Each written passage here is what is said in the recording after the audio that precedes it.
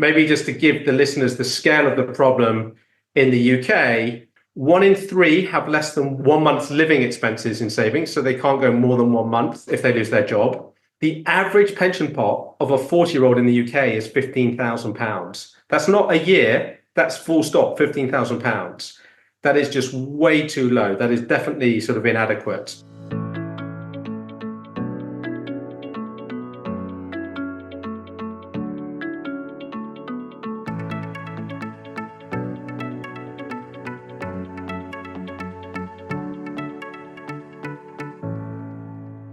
I'm Aoife Devitt, and welcome to the 50 Faces podcast, a podcast committed to revealing the richness and diversity of the world of investment by focusing on its people and their stories.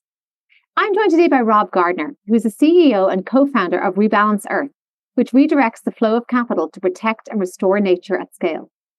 He was a guest on this podcast in 2021, and that show is linked in the show notes. He's recently written a book with the title Freedom, which advocates 3 money moves to transform your finances. Earn it, keep it, grow it. This is just one part of his career-long mission to further financial literacy, education, and investing for a world worth living in. Welcome back, Rob. Thanks for joining us here. Great to be back. And I can't believe it's been 3 years. 3.5, actually, at my count. So yes, that's been March. Well, so let's start with a quick update. Clearly 3.5 years since we last chatted online anyway in this forum. Can you quickly update us on your career moves when you arrived at Rebalance Earth and something about the vision of that organization? Yeah, so 3.5 years ago, I was the director of investments at St. James's Place. So responsible probably for about 100, at that time, probably about 125 billion pounds worth of assets on behalf of probably 750,000 individuals. And really about getting the right long-term financial performance to deliver what they needed, and also embedding responsible investing. And I was really passionate about this idea of how you can make your money as a force for good. So I kind of live by these 3 mantras: money as a force for good, financial markets as a force for good, and business as a force for good. And just to kind of recap, Reddington, the first business I founded, and Mallow Street, the second business I founded, are both B Corps. And our intention is that Rebalance Earth should become a B Corp as well. So kind of really trying to demonstrate that business can be a force for good. I suppose it was whilst I was at St. James's Place, we were doing a lot to not just embed ESG, but we were the first wealth manager to sign up to GFANZ, and at COP26 launched, at the time, what was the largest sort of Paris-aligned global equity fund. It was about £14 billion. And we'd not only committed to take our portfolio to net zero by 2050, but also to achieve those goals by 2025. And we wanted to do it without divesting. We wanted to do it through engagement. And we wanted to do it thoughtfully across listed equities, across bonds, across emerging markets, and across property.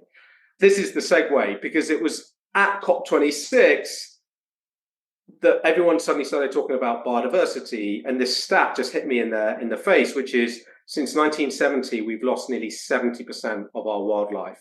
And I'd seen that stat before from the WWF. It's called the Living Planet Index, but it was just a real wake-up call. At the same time, that's when I came across sort of Isabella Tree and her book all about rewilding. And there was the beginnings of a movement around natural capital and how do we put a price on the value of nature. And so from 2021 onwards, I started making personal investments in startups like Rebalance Earth, B0, Tierra Foods, all small companies, startups trying to solve this climate-nature nexus. And just for context, I'm in my mid-40s, I'm married, I have 2 girls. And for those listeners in that situation, you probably know that you start to think about your children rather than yourselves. And I kind of started saying, well, like, where do I want to be in 10 years' time? I had an amazing job and I still had amazing opportunities where I was. The sad truth is, once you really understand what's happening with climate change, and, without sounding too bearish, just how bad it is, I thought, you know what? I'm really lucky. I've been working for 25 years. I studied geography. I understand glaciology and hydrology. I've worked in investment banking. I've worked as a pension consultant. I've been an asset owner. I have an opportunity to connect finance and nature, which was really the missing piece. So I decided to quit SJP in 2022. A bit like when I quit Merrill Lynch to start Reddington. Everyone was like, wow, are you crazy? You had a really good job. Why are you leaving? And sort of fast forward 20 months, Rebalance Earth has just taken seed funding from the largest in-house local government pension scheme in the UK, and we're about to launch as a fund manager, really positioning nature as infrastructure to solve the problems of climate adaptation as well as mitigation and restoring nature. And through all of this, obviously, we had COVID, and it was during COVID when everyone was making banana bread that I decided to write a book called Freedom, Earn It, Keep It, Grow It. I think last time you had me on, we talked about my first book, Save Your Acorns. And really, I wanted to write a book aimed at young professionals aged 18 to 35, earning money, probably not really thinking about their pension, maybe at some stage thinking, do they want to save for a deposit to buy a house, and just thinking about ISAs and investing. And I cover a whole host of topics. And so it's really important to remember that that book was written for a younger audience. And actually, just a few weeks ago, I got a book review from a 16-year-old, which made me really happy. His mum had bought it for him, and he wrote a blog that got posted, and he really enjoyed it, which is great because I didn't write it for 16-year-olds. And yeah, he read it cover to cover, and he wrote a great blog article about like how much he took out of it, which is just awesome. Well, I do think that some of those financial literacy themes are ones that we can always be reminded of, we can forget. And I think it's important to relearn time to time, and we're going to dive into them. But first, to recap on Rebalance Earth, I think you are one of the few in the industry that really embody your values and has been able to tie together the nexus of, as you said, the financial industry and the good it can do with real meaningful change in the nature sphere as well as elsewhere. So very excited to see what comes of that. And we'll have to get you back for round 3 when Rebalance Earth is the star. But today it's financial literacy that's the star. So yes, it may be organized as designed for a younger audience, but it's not that basic either. I think there are some pretty core tenets of this book, which is designed as a toolkit. So can you talk a little bit about what a toolkit generally is to fix something? So is there something broken that you think needs to be fixed when it comes to attitudes to money? Yeah. So look, if let's say this was a conference, I normally start by asking 3 questions. So the first questions I'd ask with the audience is, who here received high quality financial education growing up?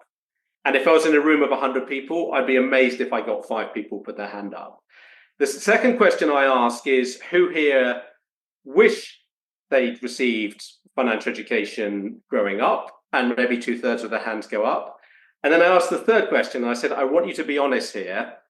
Who here, either as a teenager or as an adult, has made a financial mistake that they regret? And I promise you, every hand in the room goes up and everyone starts laughing, because every single one of us has made a financial mistake that we regret. Now, most people listening to this podcast probably have good jobs, have good financial resilience, and therefore are able to overcome those bumps.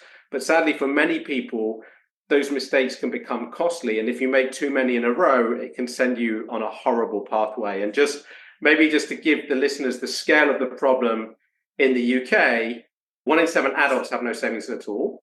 1 in 3 have less than 1 month's living expenses in savings, so they can't go more than 1 month if they lose their job. The average pension pot of a 40-year-old in the UK is £15,000. That's not a year, that's full stop, £15,000. That is just way too low. That is definitely sort of inadequate. And currently, the state pension is about 5% of GDP. So imagine you're Rachel Reeves. By the way, that's projected to grow to over 8% by 2070. So that's going to have a huge impact that we're just going to have to tax just to keep that going.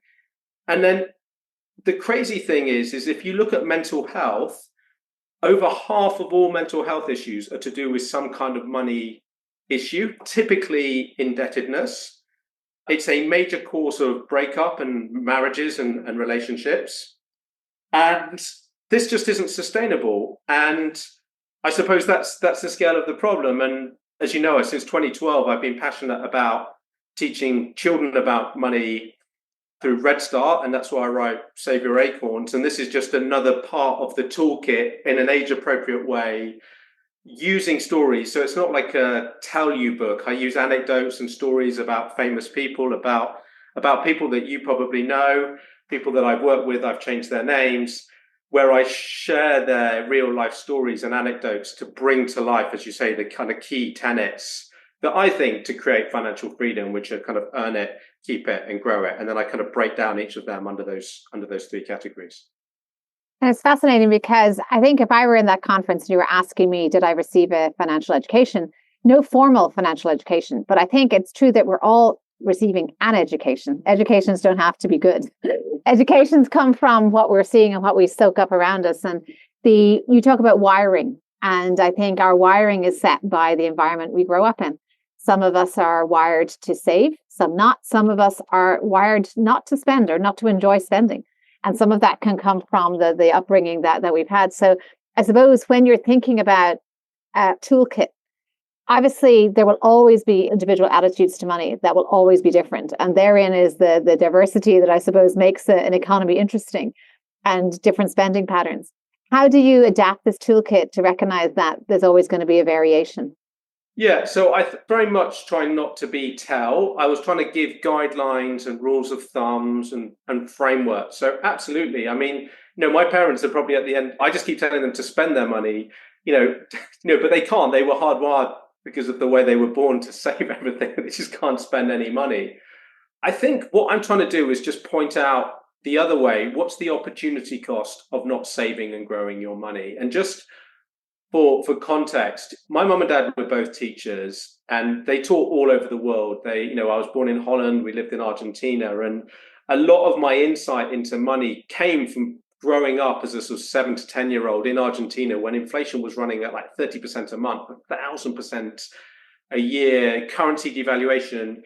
And, my parents, very hardworking, very good at saving money, but they had no idea about how to invest their money. So when interest rates started to fall, they had no way to grow their money. And I was very lucky. I started my career at Deutsche Bank, then Merrill Lynch, and then in pensions. And then this sort of crazy idea that you could buy shares and own a little bit of Apple and Microsoft and Google. And over time, if you could hold on to it and not panic, you could make money. And so hence, I thought my parents taught me how to earn it and keep it, but they didn't know how to grow it. And I just wanted to share, I think I had a successful, good career in investment banking and as an investment consultant. But in 2008-9, I panicked and I sold all of my investments. And I remember saying to myself, I will never make this mistake again. And so there's a chapter called sort of In It to Win It, which is this idea that you've got to be invested. But I acknowledge just how hard it is to stay invested. And I tell the story of Ulysses and the sirens, because it's easy to look back and see the S&P 500 go up in what looks like a straight line over the last 10 years, but it's a bumpy ride. So a lot of the things in the book are kind of easy to say or easy to write or easy to read, but they're kind of hard to do. So it is definitely behavioral. And I'm just, as I say, just sharing guidance on how much money should you have set aside for cash to cover bills, to give you peace of mind, how much you might want to save, how much you might want in retirement. But they're definitely guides. And crucially, because I was writing for a younger audience, I've got 2 chapters on crypto, which some people think that that's almost sinful that I have 1 chapter on crypto. But I think you've got to know your audience and you've got to kind of go to where they are.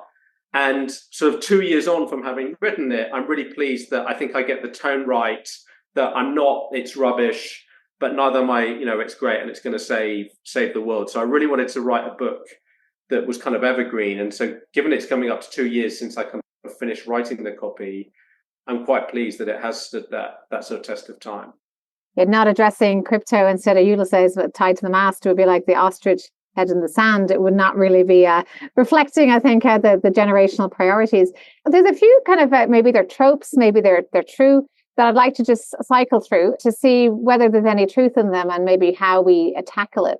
One is around perceived shifting of priorities of the younger generation in favor of experiences, perhaps, and owning less. So whether it's maybe the property market has become prohibitively expensive and they cannot get on that market, or just kind of the rental mentality and owning less and experiencing more. How would you tackle that? Because that might kind of hit up against some of the growing it part. Yeah, so one of the things I did, I wrote the first draft of the book in about 6 months, so June 2020 to December 2020, and then it took me almost 2 years to publish it. I had quite a lot of people working for me at SJP. I had 18-year-olds, I had 21-year-olds, I had 25-year-olds. And so I gave a copy of my book to probably 10 different people under the age of 30 to read it. And I practiced this concept called radical candor. And they all read it and gave me some really good candor. I mean, it's the basic stuff like, Rob, people don't use credit cards now. It's buy now, pay later. People don't use eBay. They use these other sites. Don't pigeonhole us as the kind of avocado and toast generation. We hate that. We hate the way that people position us as that. So I suppose I didn't obviously test 10,000 young people, but I went to a representative audience of the people I was writing it for and got that feedback. And pretty much the feedback from all of them is that we didn't know any of the stuff you were telling us, Rob, and we wish we'd known.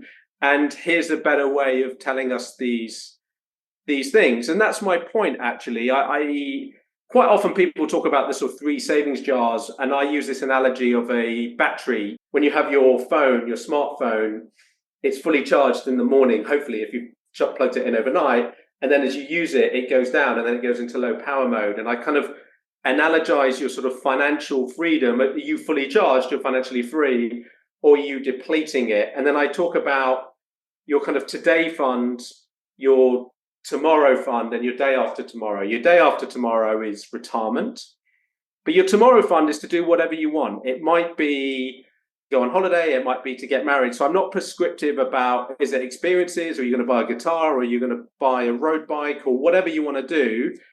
But I'm just trying to say you've got your today fund and you've got to manage it, and you've got to read your payslip. I mean, I've got an entire chapter on reading your payslip because people don't even understand their sort of payslip.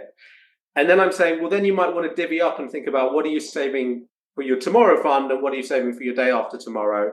And by the way, your workplace probably takes care of it, but you probably need to engage with it and understand what's going on. And let me show you some simple maths where actually saving an extra £50 a month because of sort of tax relief, and maybe your company does matching, can be worth hundreds of thousands of pounds when you're retiring. And you may or may not want to do that, but no, understand the opportunity cost is how I've kind of framed everything throughout the book. And then on the wiring, I guess it's a related question, but you talked about people being wired to save or not wired to save. And of course, your saving your acorns was even an attempt to sort of lay that down, the concept very early for younger readers. Are saving levels dropping here in the developed world? And is this getting worse? Yeah, I mean, they are in the developing world. But I think part of that is that, we've had COVID, we've had inflation, so people have been forced to eat into their savings. At the same time, you've got to remember that globally we spend billions of dollars. I mean, some of our most valuable companies in the world basically make money from monetizing our eyeballs to get us to spend stuff that we don't need and make us want stuff. So look, some of the lower savings ratio, I would say there's probably three reasons. The first one, more localized to the last few years, is definitely been sort of COVID, cost of living, and all the rest. People are just forced into it. The second is that just the level of consumerism and advertising has never been greater, which is just sort of compels us to want to buy stuff that we don't need. And the number of people who buy stuff and regret it is huge. And then the sort of the third thing is that people don't know what to do. So they're like, yeah, but I don't know where to save. I don't know. Do I buy a stock? Do I invest in a fund? I don't understand what the S&P 500 is. I don't know these brands. Can I trust these companies? So all three of these things are kind of blockers to saving and investing. I'll show you a lovely anecdote of an example of, so my personal trainer read my book and he said, so Rob, what I do is every time I go on Amazon to buy something, I buy it and I put it in my basket, and then I immediately put that amount in my nutmeg account, and then I go to bed, and then I wake up and decide if I want to buy it or not. And 8 times out of 10, I end up not buying the thing I was about to buy on Amazon. So I think that's just a great example. Obviously, I don't tell him to do that in that book, but that's what he took out of reading the book as a sort of behavioral hack to address a habit he had and turn it into a positive habit. The other trend we're seeing is a rise in these buy now, pay later schemes, and which are really just forms of leverage. How do you see them as a danger, I suppose, to young people with rising levels of leverage? I think it's a huge problem because obviously credit and buy now pay later is just that on steroids. Is it allows you to buy something big that you can't afford. So for my parents and certainly for me growing up, if I wanted something big, I'd have to save for it, and I'd have to save for a very long time to get something. So the idea that I can own a car or buy a new iPhone every year or all the rest on these kind of credit and now buy now pay later is horrifying. And I think what is horrifying is that many young people or many people who use these sort of buy now pay later apps don't really understand it's credit or debt. They literally just think it's like free money. And one of the characters in the book, who I know really well, she came to work for me years ago at Reddington. And when she was in her early 20s, not with buy now pay later, but with store card debt. Specifically, she would just go up, sign up to all these store cards. Typically, you get a 10-20% upfront, buy a load of stuff. By the time she started working for me in her early 30s, she was drowning in credit card debt, compounding at 25 or 30%. So the money she owed was like 3 times the money she'd spent in the first place. And of course, all the clothes and things that she'd bought, she no longer used, were probably already gone. And buy now pay later is just even worse. So it is a big problem. But obviously that's one of the reasons it's been so successful, because it gives people what they want right now. And then when it comes to the actual crisis that we've witnessed, because we've already spoken about COVID being a crisis and some of the financial market crisis. Has there been anything learned from that?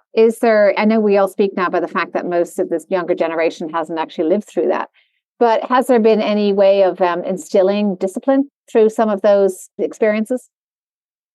Look, I think like everything in life, there are people, there's an entire generation of, I think they're called the FAR generation, but I'm trying to remember but these are people who want to save hyper aggressively before they're 40 and get to $1 million and then sort of retire. I can't remember what the F is, but it's something retire early.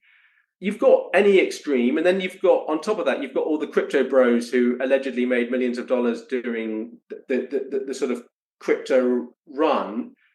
I think the lessons learned, because obviously this is a personal finance book, are personal. And so what I wanted to do was have enough variety in there that some section of the book would speak to that person where they're at. Maybe they've recently got divorced and they've realized that they didn't know anything about money and their partner knew everything about money. And they're like, oh, I need to know about money. Or maybe they're a young person who's been pumping around on crypto because their friends do, but it's never felt right. And actually something really simple like setting up an ISA and just putting in £200 a month in a broadly diversified stock market makes a lot more sense. So unfortunately, by the time it gets down to the retail investors, the number of outcomes is so varied, it's huge. All I'm trying to do is say, have you thought about this? Here's a toolkit. Here's stuff that you could do differently to take control of your finances. I think what I tap into the book is the sense that most people are out of control, don't feel either out of control or don't feel comfortable in the first place, and therefore are just not doing anything. They're basically earning their money and spending it, or maybe putting it in the bank. And obviously, when I wrote this, interest rates were just before interest rates started hiking, and the sort of inflation really took off. So it is meant to be, again, to be clear, I'm aiming this at people who are probably earning 30 to £80,000 a year. I'm not writing it, it's not written for people who are on very low incomes, and it's not written for people on £250,000 or more. It's very much that you have a good job, you might be a lawyer, you might be an accountant, you might be working for a big global brand, earning good money, but not silly money. And what should you do? And then you also do more in the financial literacy space, besides writing books for 2 very distinct age cohorts. You also you have a Red Start. Can you talk about your involvement in Red Start and KCL? Yeah. So back in 2012, when I was kind of running Reddington, we were really keen to give back. And we started this charity called Red Start. And to begin with, it delivered sort of financial education to secondary school kids. It was very much delivered as a kind of toolkit type lecture. At that same time, so 2012 auto enrollment came out, and the problem was that suddenly all of a sudden people were in a defined contribution pension, which was nothing like a defined benefit pension. And you might have two employees sat next to each other, both thinking they had a pension, but very different outcomes.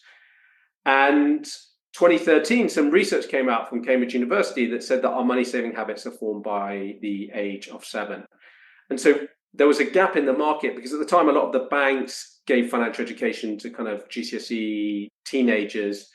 And so we pivoted in 2013 to focus on primary school. And at the same time, we pivoted and turned it into a game. So this kind of concept called gamified learning, learning through doing. So there's no sort of talk at, everything is delivered through this game called sort of Money Matters. And we teach concepts like earning money, like growing money, keeping money. We scam the kids, and it's very powerful. And so we were doing that, and then COVID hit, and obviously we couldn't go into the classroom. And so during COVID, we created some collateral you could download. I used to read Save Your Acorns and run a session after school, like 4 times a month for different age groups. But then as we came out of COVID, the CEO of Red Start, a lady called Sarah Marks, she came up with a strategy because her challenge, and it was a good one, is like, look, we've delivered financial education to 45,000 children, but there were 4.7 million primary school kids in the UK. And can we look at ourselves in the mirror and say, have we honestly made a difference?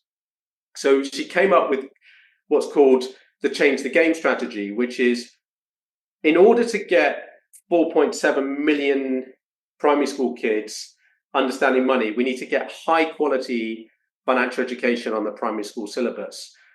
And by that point, I'd been lobbying and engaging in government a lot of time, and not everyone believes that financial education works, should be on the primary school syllabus. And if you did put it on the primary school syllabus, what would you take out of it? And there's very little longitudinal research. So we were like, okay, instead of reaching more and more schools, let's focus. Let's pick 6 locations: London, Cardiff, Bristol, Newcastle, Edinburgh, and Lowestoft. So some urban, some coastal, and some countryside, all social deprivation 5 and below. So these children come from very poor families, but huge ethnic mix. Some of these schools are almost like 99% white. Some of them are 99% ethnic minority, depending on where they are in the UK.